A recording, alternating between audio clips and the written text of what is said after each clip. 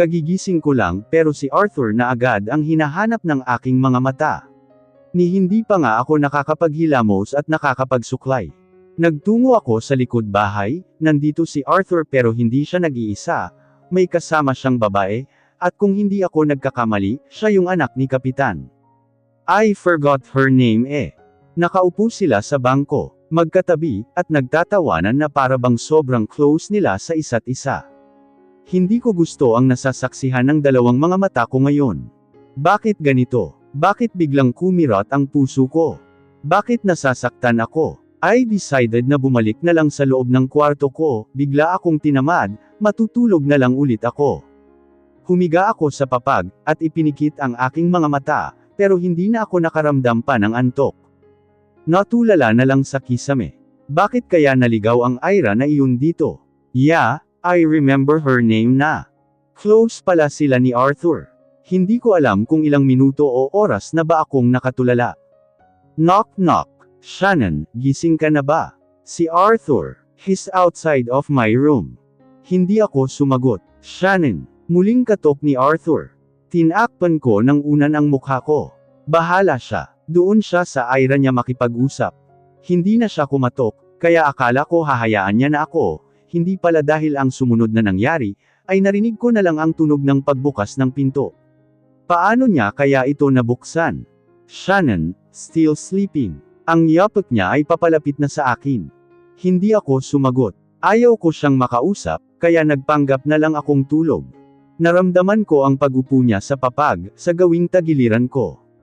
At halos mapatigil ako sa paghinga, at magtayuan ang balahibo ko nang maramdaman ko ang kamay niya sa pisngi ko. Hinahaplos-haplos niya ito. Hindi ko man nakikita, pero ramdam ang pagtitig niya sa akin. Ang takaw sa tulog, tanghali na mahal na senyorita, natatawang bulong niya, but there is something in his voice, it's very soft na malambing.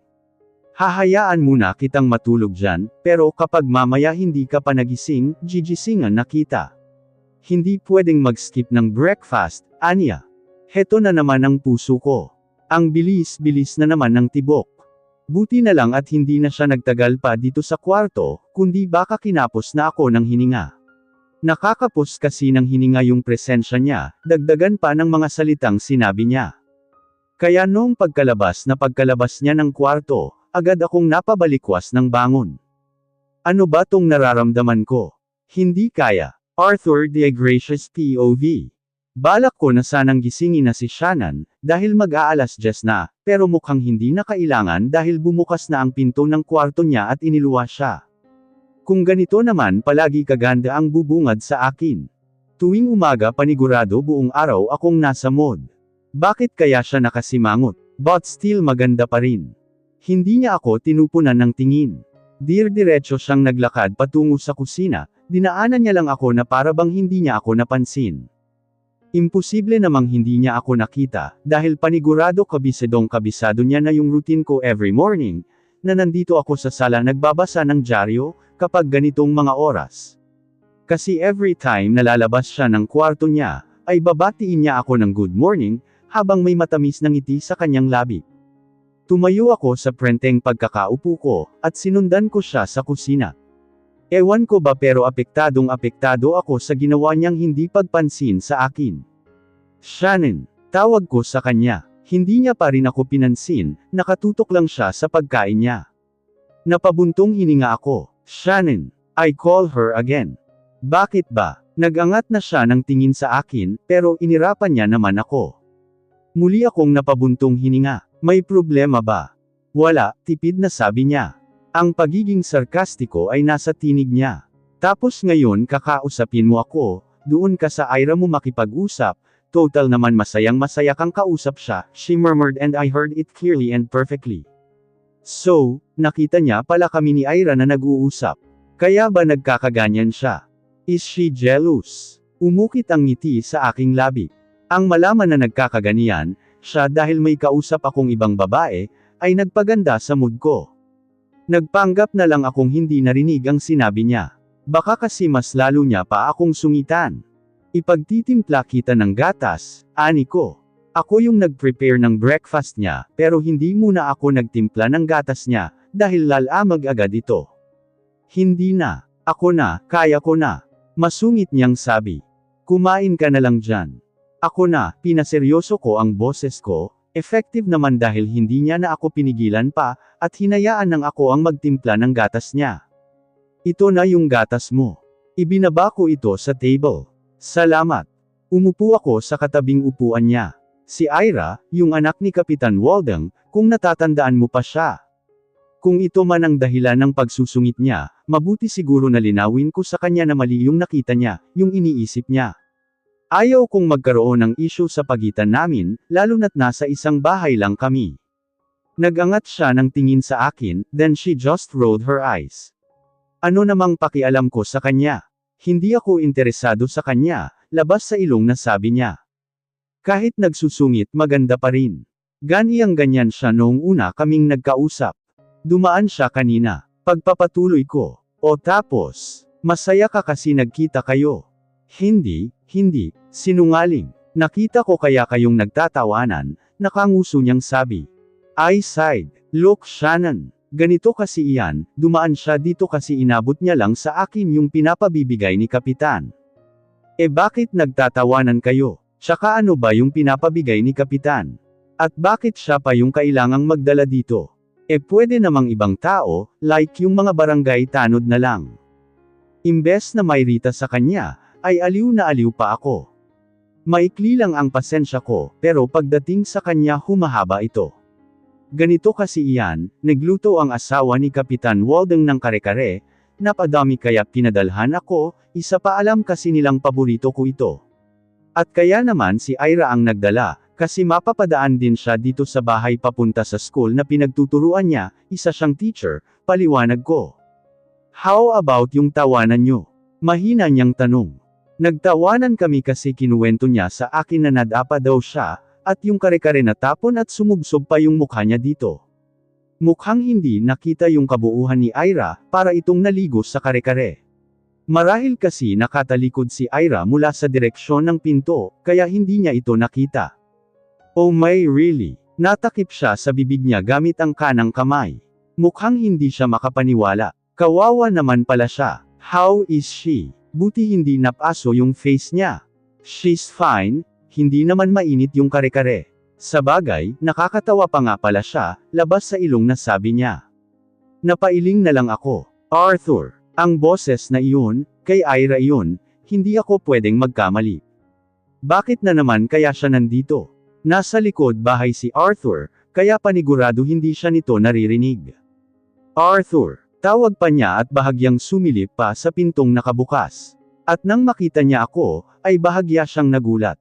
Si Arthur ba nandyan? Tanong niya sa akin. Napakahinhin niyang babae. Ang sabi ni Arthur isa itong guro. May narating na siya sa buhay. Kaya ano bang panama ko sa kanya?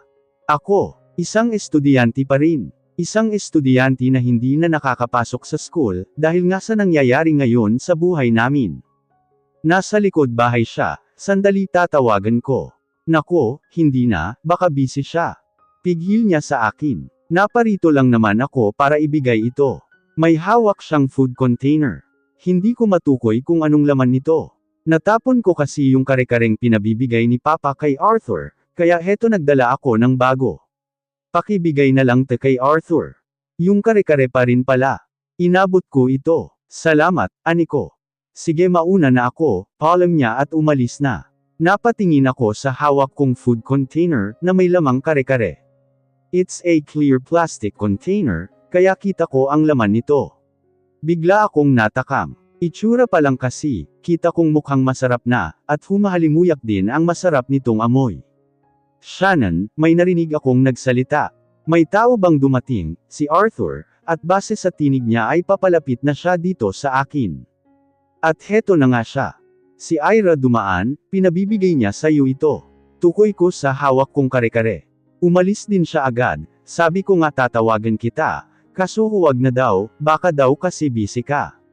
Sinasabi ko lang kasi, ayaw kong isipin niya na pinaalis ko ito or what. Tumanggo-tango lang siya. Tara kainin na natin hanggat mainit pa, aniko. Sige, kanina ko pa rin hinihintay yan. Oo nga pala, paborito mo nga pala ito. How did you know? Gulat na gulat siya. Natawa ako. You mentioned it earlier. Here I am nakaupo sa damuhan, nakatanaw sa malawak na bukirin, hindi kalayuan sa bahay ni Arthur. Naglalakad ako kasi, paano tong magaling yung Arthur wala na naman. Every morning na lang paggising ko wala na siya. Hi! Napabaling ako sa nagsalita. Isa itong babaeng kaidaran ko lang din. Payak akong ngumiti. Hello, ganting bati ko. Umupo siya sa tabi ko. Ikaw yung girlfriend ni Arthur diba? Tumango ako. Alangan naman kasing umiling ako diba? Ang pagkakaalam ng mga tao dito ay girlfriend ako ni Arthur. Huwag kang magagalit ah. Hindi ba masyado kang bata para sa kanya? I'm 22 na, hindi lang halata, kasi babyface ako pag sisinungaling ko. Ah, pasensya na, napapahiyang wika niya. Okay lang, ani ko. Para kang manika, manghang sabi niya habang titig na titig sa akin. Ang ganda-ganda mo. Lahat ba ng babae sa Maynila magaganda katulad mo? Lahat ng babae maganda, lahat may kanya-kanyang ganda, parang ikaw, maganda ka rin. Morena siya, pero kitang-kita ko kung paano siya namula. Salamat, Anya. Pero totoo, she's pretty. I'm Shannon, pakilala ko. Ikaw, Lorna ang pangalan ko. Anya, nice meeting you Lorna. Shannon ang ganda naman ng pangalan mo. Maganda din naman yung pangalan mo. Anong maganda dun? Ang simple-simple nga lang, halatang hindi pinag-isipan. Alam mo ba, na kung ano pa yung simple, iyon pa ang mas maganda, wika ko. Tsaka kung hindi iyon pinag-isipan, edi dapat wala kang pangalan, dagdag ko pa. Ang bait mo naman, kaya siguro nagustuhan ka ni Arthur. Kung hindi mo kasi na itatanong, ang daming mga babae dito sa baryo ang nagpahiwatig, at nagpaparamdam dyan kay Arthur, pero ni isa walang nakakuha ng atensyon niya.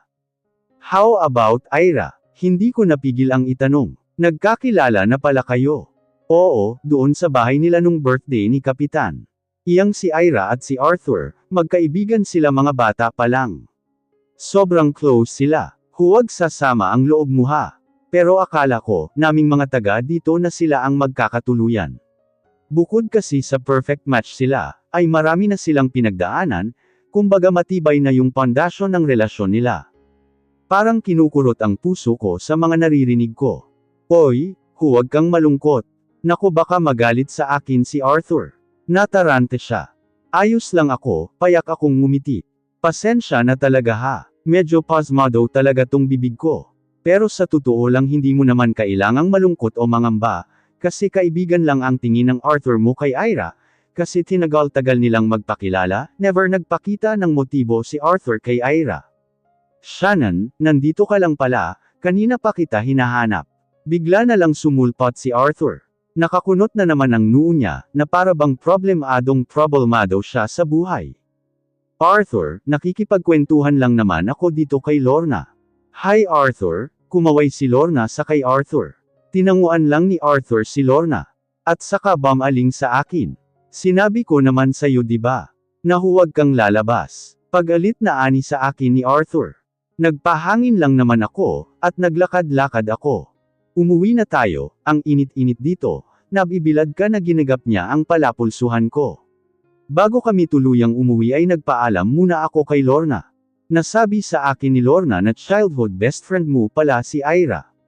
Pagbubukas ko ng topic, we're eating, kinakain namin yung dala niyang pagkain.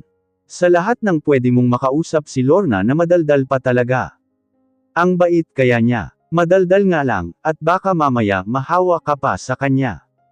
Hayaan mo na akong kausapin siya, bored na ako dito sa bahay, wala man lang akong makausap.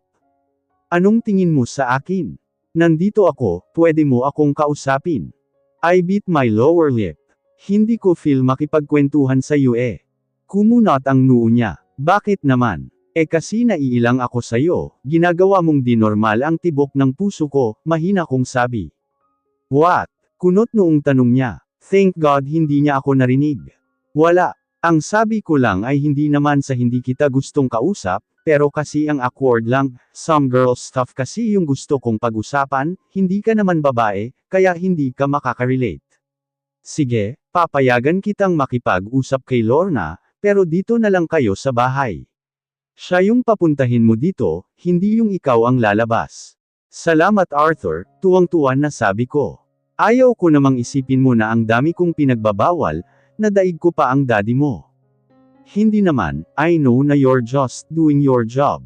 Sandali kaming nabalot ng katahimikan, at ako na rin ang bumasag nito. Pero ano nga, super best friend nga talaga kayo ni Ira. I bringing up the topic again.